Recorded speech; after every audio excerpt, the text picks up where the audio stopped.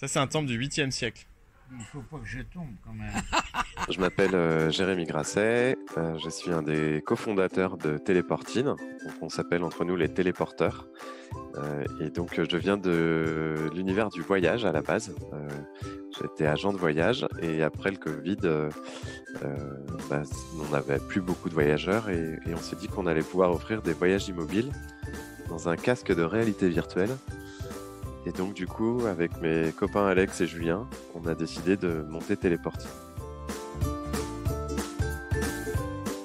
Téléportine, c'est une société qui propose des moments de détente, de relaxation à l'intérieur dans un casque de réalité virtuelle. Donc on parle de téléportation. Et puis la téléportation, on se rend compte que c'est aussi le soin à distance. Donc petit à petit, on va offrir des solutions non médicamenteuses aux personnes âgées qui peuvent l'utiliser dans un EHPAD. Je suis avec les vaches. Alors, oh, c'est beau!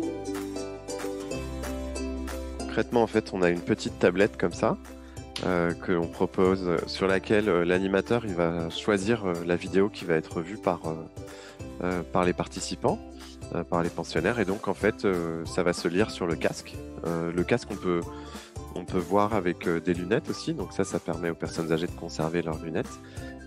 Et à l'intérieur, on va trouver des vidéos de voyages en Inde, en Indonésie, au Mexique, mais aussi en France, dans différents endroits en France, en fonction des affinités et puis des régions aussi de l'EHPAD.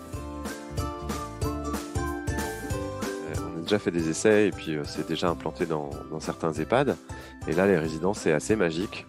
Je pense que voilà, on a la première qui l'a testé, c'est ma grand-mère. Et elle était très contente de voir l'Inde parce que j'y habitais pendant 10 ans. Et c'était la première fois qu'elle voyait l'Inde, donc elle était vraiment ravie de ce voyage, en me disant c'est étonnant, etc. J'avais jamais vu des plantations de riz pas en espalier, sur une pyramide. En terrasse. On a aussi d'autres programmes où les gens peuvent voir la mer. Et là, on a des résidents qui nous disent mais j'avais pas vu la mer depuis 15 ans, et ils ressortent émus et touchés en fait. On peut avoir de nouvelles, de nouvelles destinations, et puis on crée aussi des activités autour du casque, puisque le casque en soi, c'est pas une fin. Le but, c'est d'avoir des activités autour pour les après-midi, pour les pensionnaires, et que chacun puisse jouer un peu autour en tant qu'animateur ou en tant que directeur de centre médicalisé ou de centre non médicalisé, de telle sorte que ça fasse un peu le lien. Dans une journée, par exemple, on peut faire des déjeuners autour du voyage qu'on va faire dans le casque. On peut faire des jeux de société de ce pays, ou un petit peu accompagner en fait le casque. Je n'ai pas dit, il était d'abord un choix de cœur, parce que c'était, moi je pensais à ma grand-mère et puis aux gens que je connais qui habitent en EHPAD. Je pense que c'est des gens pour qui ça a été difficile, y compris pour les soignants, pendant tout le confinement. Et finalement, je pense que faire voyager les gens qui peuvent le moins voyager, c'est peut-être le plus important.